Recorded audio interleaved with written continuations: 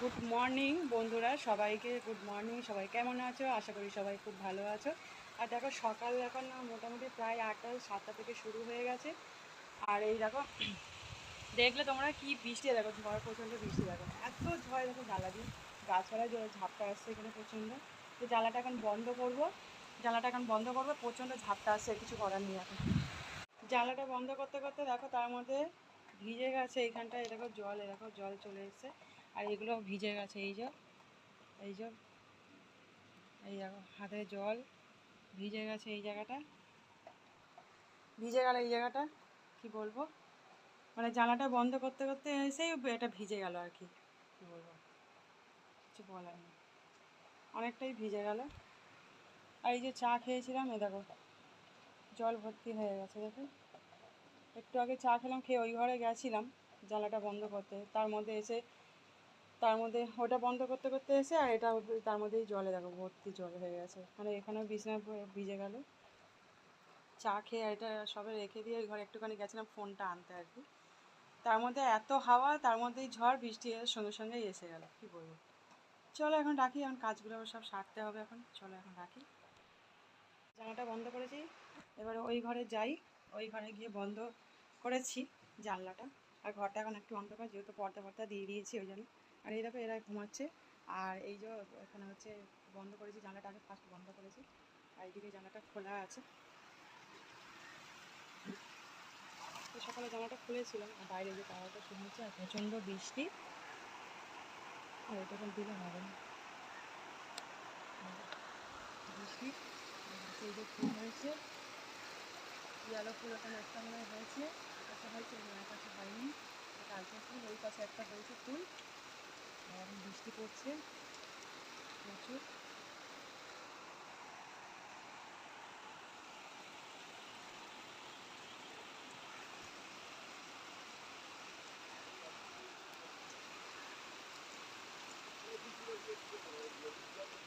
প্রচণ্ড বৃষ্টি পড়ছে, দেখলে বিশাল বৃষ্টি সকালবেলা। এখন এই কদিন যে মানে আকাশে, মানে কি বলবো, কি হয়েছে জানি না, প্রচুর বৃষ্টি পড়ছে এখন, কিছু বলার নেই।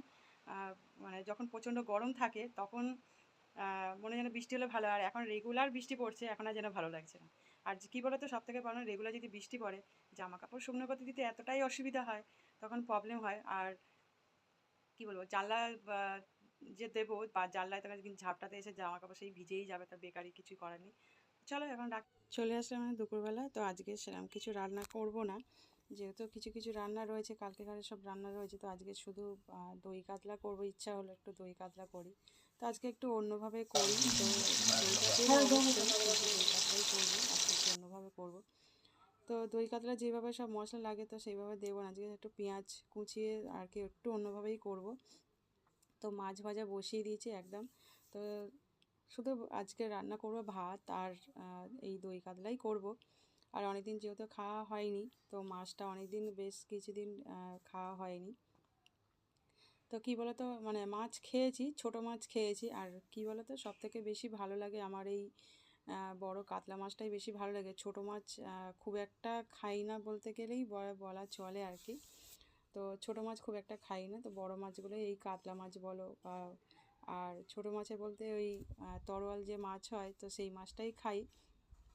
আর আমার কী বলতো, এই বেশি ভাগটা বেশি ভালো লাগে এই মাছটা, কাতলা মাছটা ভালো লাগে। সে যতই দাম নিক না কেন, কিন্তু আমার এই কাতলা মাছটা খুব ভালো লাগে। তো যাই হোক, মাছ ভাজা হয়ে গেছে, তেলটা দিয়ে দিচ্ছি আর একটু, যেহেতু তেলটা কমে গেছে, তো সেই জন্যে। আর কী বলতো, মানে আমার মাছটাই বেশি ভালো লাগে। আর কী বলতো, মাছের মধ্যে যে চর্বি থাকে পেটির দিকটায়, এটা বেশি ভালো লাগে, আর কাঁটা কম। ছোটো মাছ খাই না বলবো না, খাই খুব কম। তো যাই হোক, এখন মাছটা ঝটপট করে এখন রান্নাটা করি। তো আজ বৃষ্টি ওয়েদারে তো ভেবেছিলাম যে খিচুড়ি রান্না করব, কিন্তু খিচুড়ি আর রান্না করলাম না, যেহেতু তরকারিপত্রগুলো রয়েছে। আর অনেক দিনও খিচুড়ি খাওয়া হয়নি। আর কী বলো তো, আমার সত্যি কথা খিচুড়ি অনেকদিন খাইনি, মাঝে সাঝে ইচ্ছা হয় যদিও, কিন্তু খিচুড়ি খেতে আমার ঠিক ভালো লাগে না। তো যাই হোক, এখন আমি পেঁয়াজটা দিয়ে দিলাম, এই পেঁয়াজটা দিয়ে অল্প একটু করে নুন দিয়ে দিচ্ছি, কেননা ভীষণ পেঁয়াজটা দিয়েছে, ভীষণ তেলটা ছিটকাচ্ছে ওই জন্যে। তো কী বলতো, নুনটা দিলেই কিন্তু তেলটা ছিটকানো একটু একটু কমে যায়। আর দেখো তেল ছিটকানোটা কমে গেছে। তো পেঁয়াজটা ভাজতে সুবিধা হচ্ছে, কেন কী বলতো নুন দিলে আর তেলটা অতটা ছিটকায় না। তো যাই হোক, আর পেঁয়াজটা একটুখানি হালকা একটু লাল লাল করে ভেজে নিয়ে তারপরে কাঁচা লঙ্কা দেবো। যেহেতু একটুখানি গ্যাসটাকে জোরে করে দিয়েছি, দিয়ে আর একটু লাল লাল করে যেহেতু ভেজে নিচ্ছি, তো লাল লাল করে ভেজে নিয়ে আর বাইরে এখনও যাই না, বুঝতে পারছি কিনা একটুখানি হালকা মেঘলা মতন করে আছে আলোটা দেখে। তো লাইট আমি জ্বালিনি, তো এই হালকা লাইটেই রান্না করছি, জানলা দিয়ে আলো ঢুকছে যতটুকুনি, আর হালকা অন্ধকার। তো যাই হোক, পেঁয়াজটা একটু লাল লাল করে আর কি ভেজে নিচ্ছি। একটু পেঁয়াজটা ভাজা গেলে ততক্ষণ মশলাটাও আমি আর কি রেডি করে নিলাম। আর মশলা বলতে কী বলতো, একটুখানি 1.5 চামচের মতন পোস্ত দিয়েছি, 1.5 চামচ মতো পোস্ত, আর 1 চামচ চাল মগজ, আর শুধু পেঁয়াজ দিয়েছি, আর এর মধ্যে আর আদা দিয়েছি, রসুনটা দিইনি। আজকে কী বলতো, রসুনটা ছাড়াই আর কি রান্না করব, তো রসুন দেবো না, শুধু আদা পেঁয়াজ দিয়েই আর কি আজকে দই কাতলাটা রান্না করব। দেখি একটু কীরকম লাগে, একটু এইভাবেই আর কি করব। তো যার জন্য এই জন্য আজকে রসুনটা ব্যবহার করলাম না। তো আদা দিয়েই আর কি পেস্টটা তৈরি করে নিচ্ছি। মশলাটাকে তৈরি মোটামুটি হয়ে গেছে। তো আর অল্প এখানে একটুখানি আমি কালো জিরে দিয়ে দিচ্ছি। অল্প একটু পেঁয়াজটা যেহেতু ভাজা হয়ে গেছে, তো ওই জন্য একটু কালো জিরে অল্প করে সামান্য দিয়েছি। আর এই যে কাঁচা লঙ্কাগুলো চিড়ে রেখেছিলাম, চিড়ে রেখে আর ছুরি দিয়ে একটুখানি চিড়ে দিয়েছি, দিয়ে 3টে কাঁচা লঙ্কা দিলাম, কেন খুব একটা বেশি ঝাল দেবো না, বাবিন তো ঝাল খায় না, সেই জন্যে বাবিন একটু ঝাল কম খায়, তো ওই জন্যেই আর কি দেবো। তো এর মধ্যে এবারে একটুখানি জিরে গুঁড়ো দিয়ে দেবো, খুব একটা বেশি জিরে গুঁড়ো দেবো না। আর ছোটো ছোটো চামচ তো ওই জন্য অসুবিধা হয় না। এখানে 2 চামচের মধ্যে, মানে একদম ছোটো চামচ, এটা একদম মানে বিশাল ছোটো চামচ, তো ওই জন্যে 2 চামচ জিরে গুঁড়ো আর 2 চামচ ধনে গুঁড়ো দিলাম। আর হলুদটা একটুখানি একবারে 1 চামচ দেবো, কেন হলুদটা মোটামুটি একটুখানি কালার হয়, তো ওই জন্য হলুদটা দেবো, অল্প দেবো। আর লঙ্কা গুঁড়ো দিয়ে দিলাম অল্প, যেহেতু এটা 1 চামচের মতো লঙ্কা গুঁড়ো দিলাম, মানে ছোটো চামচের 1.5 চামচ আর কি। আর হলুদ একটুখানি সামান্য দিয়েছি, যা মানে কী বলতো, খুব একটা বেশি হলুদ করব না, সাদাটা একটু থাকবে, মানে সাদা হলুদ হালকা একটু কালারটা থাকবে, সেই জন্য হলুদ অল্প দিয়েছি একটুখানি, খুব একটা বেশি হলুদ দিইনি, মানে ওই ছোটো চামচের মানে 1/2 চামচ দিয়েছি। এবার মশলাটা কী বলতো, একটুখানি ভেজে নিই ভালো করে, একটু মশলাটাকে ভালো করে ভেজে নিলে জিনিসটা গন্ধটা চলে যাবে, যেহেতু ধনে গুঁড়ো আর জিরে গুঁড়ো দিয়ে যে মশলা গন্ধটা চলে গেছে। আর এতে কী বলতো, রসুন মানে দিইনি, রসুনটা বাদ দিয়ে আর কি আদা, চালমগজ আর পোস্ত দিয়েছি, দিয়ে আর এটাকে মশলাটাকে ব্লেন্ড করে নিয়েছিলাম, রেডি করে রেখেছিলাম। তো তারপরে এটা দিয়ে দিয়েছি, আর যেহেতু মশলা গন্ধটা চলে গেছে, কী বলতো, জিরে গুঁড়ো ধনে গুঁড়ো এগুলো আগে দিয়ে একটুখানি তেলের মধ্যে দিয়ে ভেজে নিলে গন্ধটা সঙ্গে সঙ্গে চলে যায়, তো ওই জন্যই দিয়েছি, একটু তেল গরমের মধ্যে দিলে মানে মোটামুটি চলে যায়। তো যাই হোক, এবার খুন্তি দিয়ে ভালো করে, যেহেতু মশলার মিক্সির এই ঢাকনাটার মধ্যে লেগেছিল, অনেকটাই মশলা ছিল, তো ওই জন্য খুন্তি দিয়ে আর কি দিলাম ভালো করে। আর এই খুন্তিটা কী বলতো, ব্যবহার করতে এতই সুবিধা হয়, এর আগেও বলেছি, আর মানে খুন্তিটা ব্যবহার করতে খুব সুবিধা হয়, মানে এগুলো কী বলতো, ভালোভাবে একদম পুরো পরিষ্কারভাবে খুন্তি দিয়ে চেঁচে নেওয়া যায় ভালো করে আর কি। তো যাই হোক, মশলাটা ভাজা মোটামুটি আমার হয়ে এসেছে, দেখো খুব একটা বেশি লাগলো না, আর মশলাটা খুব একটা এখানে বেশি হলো না, আর খুব একটা কমও হলো না, মোটামুটি ভালোই দেখলাম, পরিমাণ মতন ঠিক আন্দাজ মতন হয়েছে। আর দেখো তেলটা ছেড়ে দিয়েছে, আর এর মধ্যে ওই জন্য মশলাটা পুরো কষে নেওয়ার পরে দেখলাম তেলটা যেই ছেড়েছে, আর নুন দিয়ে দিচ্ছি, স্বাদ মতো নুনটা দেবো আর কি, যতটা দরকার, তো নুনটা দিলাম। যেহেতু আগে একটু নুন দিয়েছিলাম, পেঁয়াজটা যে ভেজেছি ওই জন্য নুনটা দিয়েছি, সেই জন্য এখন অল্পই নুন দিলাম। আর এটা কী বলতো, একটুখানি অল্প চিনি গুঁড়ো ছিল, তো অল্প একটুখানি হালকা চিনি গুঁড়ো দিয়েছি, কী বলতো, যে মানে এটা টেস্টের জন্য একটু চিনি, যেটা মিষ্টি হবে না একটা, মানে যেহেতু মানে চিনি গুঁড়োটা কী বলতো, চিনি গুঁড়ো করে তো রেখে দিয়েছি, ওই জন্য একটু ডালা মতন পাকিয়ে গেছে, তো ওই একটা ছোট্ট একটা ডালা দিয়েছি চিনি, এখানে খুব একটা বেশি নেই, বুঝতেই পারবে না যে এখানে আমি চিনি ব্যবহার করলাম, মানে এরমভাবেই চিনি দিয়েছি, এতে টেস্টটা দারুণ হয়। তো যাই হোক, এখন রান্নাটা করি, বোঝা যাবে, খাওয়ার পরে বোঝা যাবে যে রান্নাটা মানে কেমন হয়েছে। তো যাই হোক, রান্নাটা কিন্তু ভালোই হচ্ছে, এত সুন্দর একটা সেন্স আছে না, রান্নাটা কিন্তু সত্যি আজকে একটু অন্যভাবেই রান্না করলাম। তো দই কাতলা হয় ঠিকই, কিন্তু দই কাতলা যেভাবে সব মশলা দেয়, তো সেই সব মশলা কিন্তু আমি এখানে দিলাম না, সেটা বলেই দিলাম যে কী কী মশলা দিয়েছি। আর একটু অন্যরকম মানে জিনিসটা অন্যরকম হচ্ছে না, সেন্টটা এত সুন্দর আছে। আর যেহেতু কাঁচা লঙ্কাটা দিয়েছি না, কাঁচা লঙ্কার এত সুন্দর একটা সেন্ট, কাঁচা লঙ্কার গন্ধটাই খুব ভালো লাগে।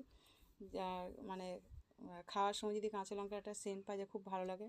আর এই যে দইটা গুলে নিয়েছিলাম মিক্সির মধ্যেই, দইটা গুলে নিয়েছিলাম এই 2 চামচ বড় চা খাওয়ার যে চামচ যেগুলো হয়, তরকারি খাওয়ার যে চামচ, সেই চামচে 2 চামচ দই দিয়েছি, দিয়ে মিক্সির মধ্যে একটু ঘেটে নিয়েছি যাতে কী বলতো ভালোভাবে ফাটানো যায়।